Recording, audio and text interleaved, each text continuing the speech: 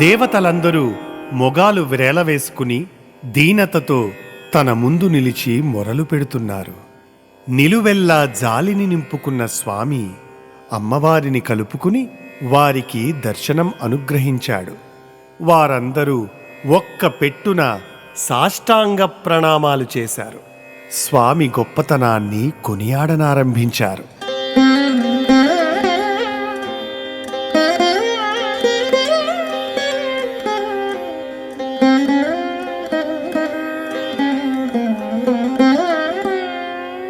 భూతాత్మ భూతేశ భూతభావన రూప దేవ మహాదేవ దేవవంద్య, ఈ లోకములకెల్ల ఈశ్వరుండవు నీవ, బంధమోక్షములకు ప్రభుడవీవ, ఆర్తశరణ్యుడవగు గురుండవు, నిన్ను కోరి భజింతురు కుశలమతులు, సకల సృష్టి స్థితి సంహారకర్తవై బ్రహ్మ విష్ణు శివాఖ్య పరగుదీవు, పరమగుహ్యమైన బ్రహ్మంబు సదసత్తమంబు నీవ, శక్తిమయుడవీవ శబ్దయోనివీవ, జగదంతరాత్మవు నీవ, ప్రాణమరయ నిఖిలమునకు ఆ ఆ ఆ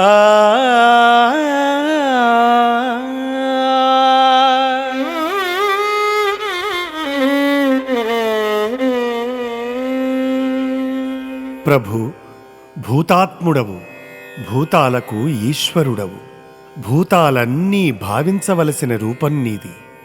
దేవుడవు, మహాదేవుడవు, దేవతలు కూడా నిన్ను త్రికరణాలతో పూజిస్తారు. సర్వలోకాలకు ఏలిక నీవు, జీవుల బంధమోక్షాలకు కారణమైన ప్రభుడవు నీవు, ఆర్తులకు శరణమిచ్చేవాడవు నీవే, సర్వలోకాలకు గురుడవు నీవే. జ్ఞాన సంపద కలవారు నిన్ను కోరి భజిస్తారు. సృష్టి కార్యంలో నిన్ను బ్రహ్మ అంటారు. సృష్టిని నిలిపి ఉంచే పూనికతో ఉన్న నిన్నే విష్ణువంటారు. ప్రళయకాలంలో సర్వాన్ని లోపలికి తీసుకునే నిన్ను శివుడు అంటారు. ఎట్టివారికి నీ తెలియరాని బ్రహ్మమవు నీవే. నిత్యస్వరూపము, వస్తూపోతూ ఉండే జగత్తత్వము రెండూ నీవే. సర్వశక్తిమయుడవు నీవే. వేదనాదం నీవలనే సనాతనమైనది, అనంతమైనది. అట్టి శబ్దాత్మక తత్వానికి పుట్టుక స్థానం నీవే. జగత్తులకు వెలుపల లోపల నిండి ఉన్నది నీవే. సర్వజీవకోటికి ప్రాణశక్తివి నీవే. నీవు కానిది, నీవు లేనిది ఈ బ్రహ్మాండం లోపల వెలుపల మరేదీ లేదు.